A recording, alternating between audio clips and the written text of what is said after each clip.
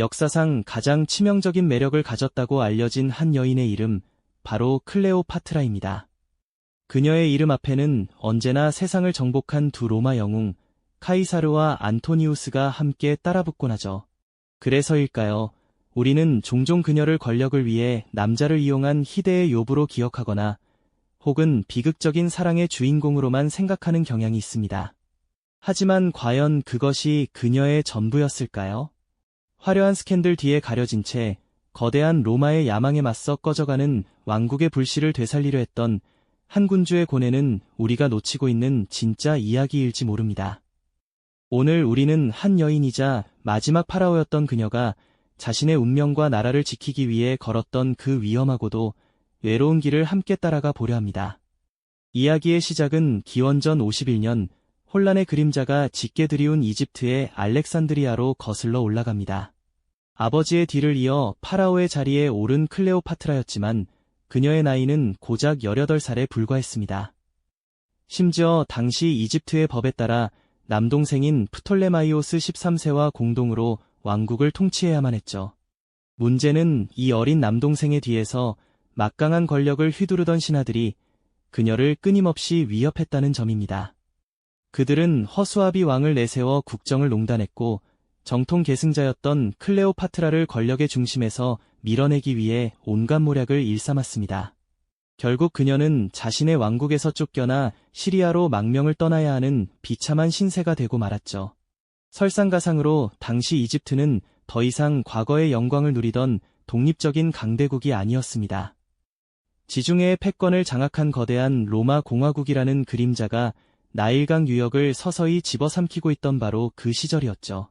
이집트의 왕위 계승 문제마저 로마의 눈치를 살펴야 할 정도로 프톨레마이오스 왕조의 주권은 위태롭게 흔들리고 있었습니다. 바로 그때 이 모든 판도를 단숨에 뒤집을 수 있는 거대한 폭풍이 이집트로 다가오고 있었습니다.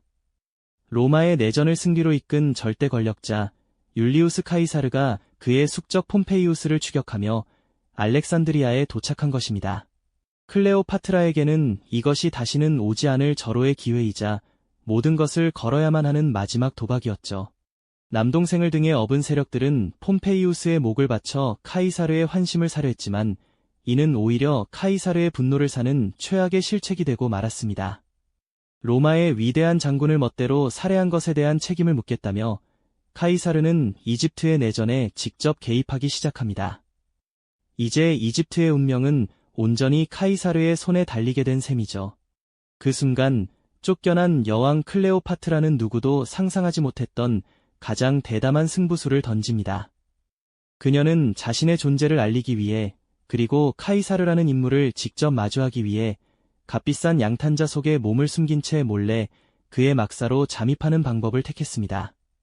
적들의 삼엄한 경비를 뚫고 가장 비천한 방식으로 가장 존엄한 자의 앞에 서기로 결심한 것이죠. 카이사르의 눈앞에서 육감적인 자태와 함께 양탄자가 펼쳐지는 그 극적인 순간, 그것은 단순히 한 여인이 남자를 유혹하는 장면이 아니었습니다. 자신의 모든 것을 잃어버린 한 나라의 군주가 마지막 희망을 붙잡기 위해 자신의 지성과 담대함, 그리고 매력까지 모든 것을 무기로 삼아 역사의 무대 위로 다시 등장하는 운명의 서막이었습니다. 두 사람의 만남은 단순한 남녀의 결합을 넘어 로마의 막강한 군사력과 이집트의 천문학적인 부가 만난 거대한 정치적 거래의 시작이었습니다. 카이사르는 이집트의 내전을 종식시키고 클레오파트라를 유일한 파라오로 세워주었죠. 그 대가로 그는 프톨레마이오스 왕조가 수백 년간 쌓아올린 막대한 황금을 손에 넣을 수 있었습니다. 이 자금은 그의 군단을 유지하고 로마의 정적들을 제압하는데 결정적인 힘이 되어주었습니다. 클레오파트라 역시 로마라는 든든한 방패를 얻게 되면서 불안했던 왕좌를 굳건히 하고 분열되었던 이집트를 다시 하나로 통합하기 시작했습니다. 혼란의 상징이었던 알렉산드리아는 다시 지중해 무역의 중심지로 활기를 되찾았죠. 그녀는 단순한 통치자를 넘어 풍요의 여신 이시스의 현신으로 자신을 신격화하며 파라오의 권위를 절대적인 것으로 만들었습니다. 이는 로마의 힘을 빌렸지만 결국 이집트의 자주성을 지키려는 그녀의 치밀한 계산이었습니다. 이 정치적 동맹은 한 아이의 탄생으로 더욱 견고해지는 듯 보였습니다. 바로 훗날 카이사리온이라 불리게 될 프톨레마이오스 카이사르의 등장이었죠. 이 아이는 단순한 핏줄 그 이상의 의미였습니다. 그는 이집트의 왕위를 이을 정통 후계자이자 동시에 로마의 절대 권력자 카이사르의 유일한 아들이라는 엄청난 상징성을 지니고 있었습니다.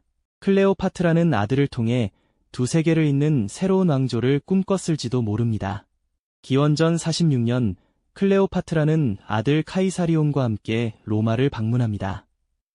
이것은 패배한 나라의 군주가 조공을 바치러 가는 굴욕적인 행차가 아니었습니다. 로마의 실질적인 지배자와 어깨를 나란히 하는 동맹국의 군주로서의 당당한 행보였죠. 그녀는 카이사르가 마련해준 호화로운 저택에 머물며 로마 사교계의 중심에 섰습니다.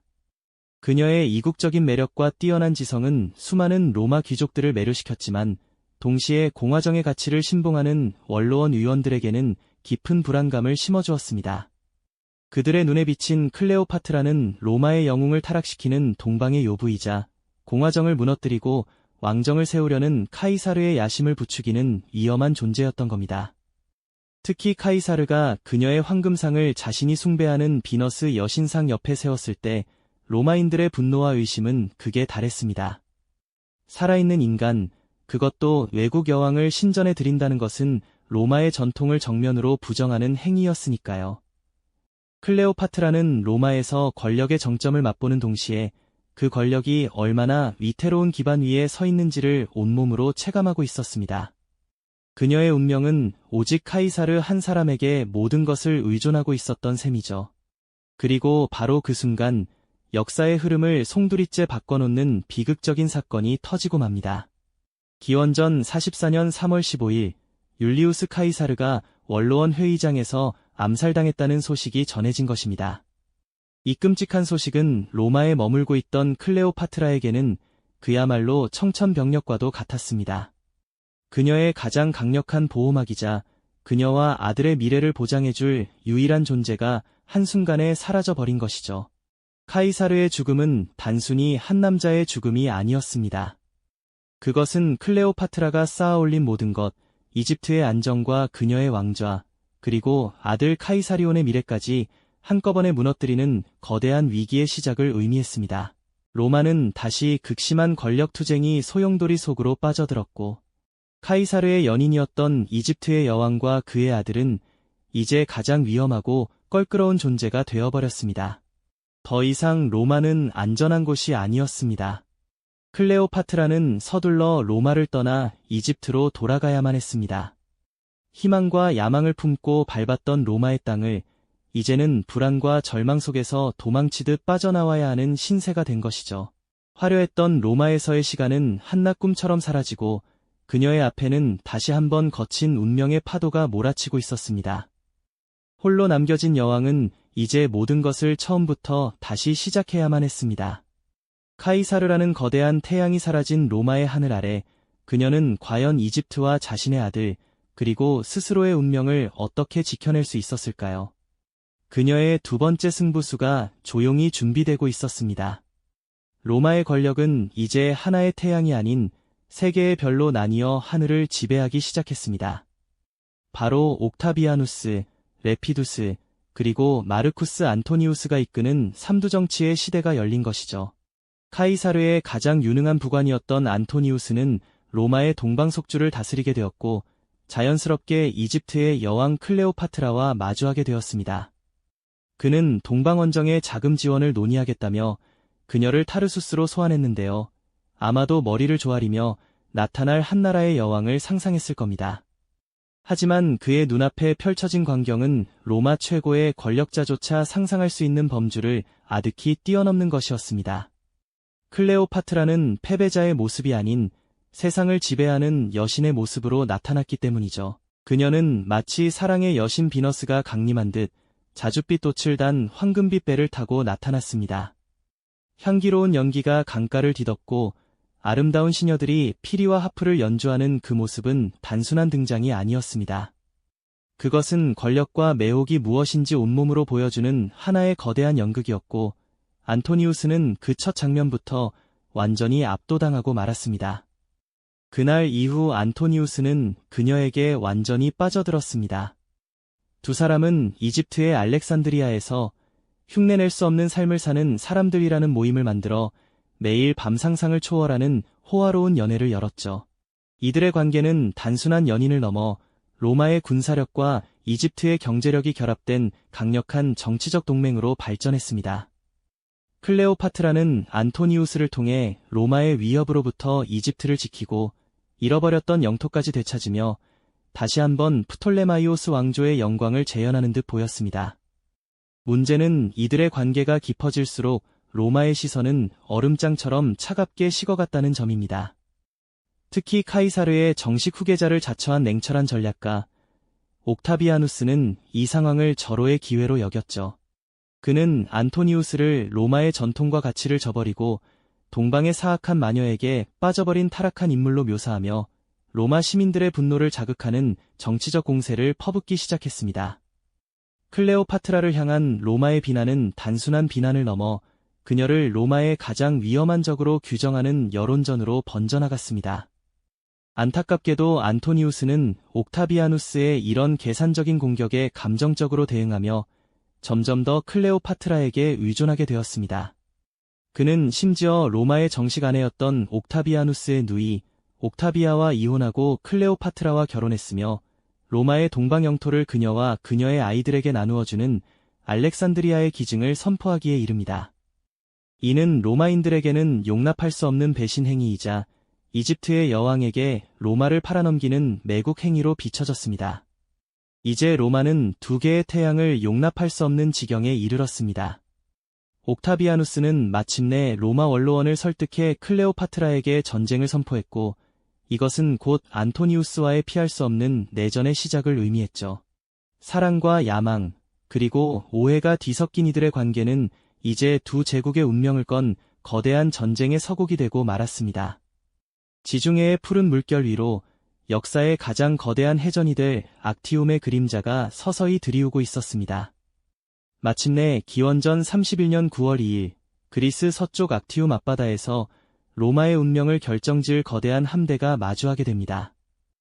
옥타비아누스의 민첩한 군선들과 안토니우스 클레오파트라 연합군의 거대하고 육중한 전함들이 격돌하는 순간이었죠. 지중해의 패권을 둘러싼 세기의 대결은 그 시작부터 숨막히는 긴장감 속에서 펼쳐졌습니다. 수백 척의 배가 뒤엉켜 노아 돛이 부서지고 병사들의 함성과 비명이 뒤섞이는 그야말로 아비규환의 현장이었습니다. 그런데 전투가 한창일 때 누구도 예상치 못한 일이 벌어집니다.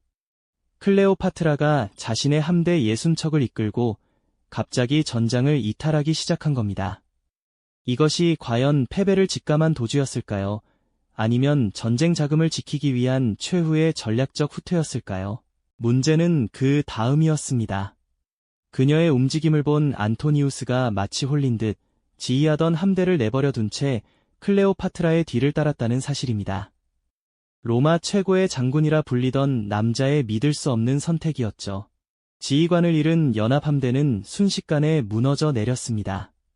옥타비아누스는 이 결정적인 기회를 놓치지 않았고 결과는 너무나도 참혹한 대패였습니다. 이제 이집트로 향하는 길을 막을 수 있는 것은 아무것도 없었습니다. 알렉산드리아로 돌아온 두 사람은 절망의 시간을 보내야만 했습니다.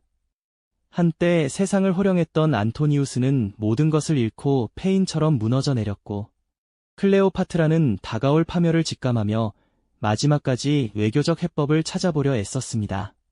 하지만 옥타비아누스의 군대는 거침없이 이집트의 심장부로 진격해왔습니다. 설상가상으로 클레오파트라가 먼저 목숨을 끊었다는 거짓 소문이 절망에 빠진 안토니우스의 귀에 들어갔고 그는 자신의 칼로 생을 마감하려 합니다.